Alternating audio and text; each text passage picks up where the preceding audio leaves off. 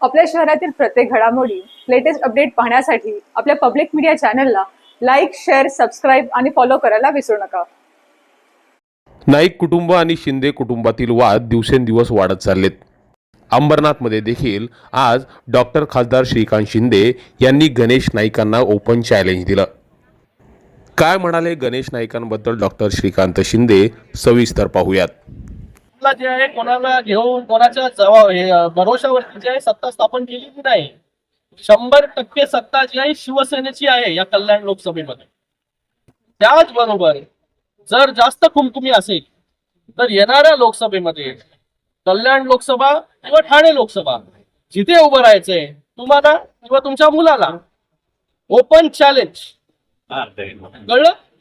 तर जिथे उभं राहायचं तिकडे उभं राहा. डॉक्टर श्रीकांत शिंदे जे आहे तुमच्या समोर उभं राहील.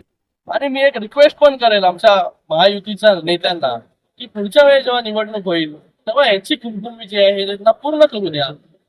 येणाऱ्या काळामध्ये ज्या काय गोष्टी ते तुम्हाला कळतील.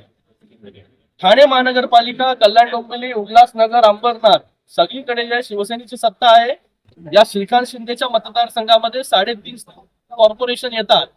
3.5 पैकी 3.5 कॉर्पोरेशन मध्ये शिवसेनेचे वर्चस्व आहे. नवी मुंबई महानगरपालिकेमध्ये 10 जागा ज्या कमी झाल्या या आमच्या स्वतःच्या चुकीमुळे झाल्या. नाहीतर तिथे देखील जे आहे ही काय झालं असतं हे आपल्याला कळलं असतं. आमच्या चुकीमुळे काही जागा कमी आल्या. तिथे जे आहे एक कॉर्पोरेशन घेऊन वल्गना करणं. अरे आज श्रीकांत शिंदे जो आहे 3.5 कॉर्पोरेशन निवडणुका इथे लढवतो आणि जिंकतो. आणि 3 वेळा जे आहे लोकांनी मला निवडून दिलेला आहे मोठ्या मताने, कधी पाडलेलं नाहीये. करायची तयारी जी आहे आपण नक्कीच आहे. शिंदे साहेबांच्या नादाला तुम्ही लागा, श्रीकांत शिंदेच्या नादाला लागू नका. आता हा वाद राजकीय पटलावर कुठपर्यंत जातो ते पाहावं लागेल.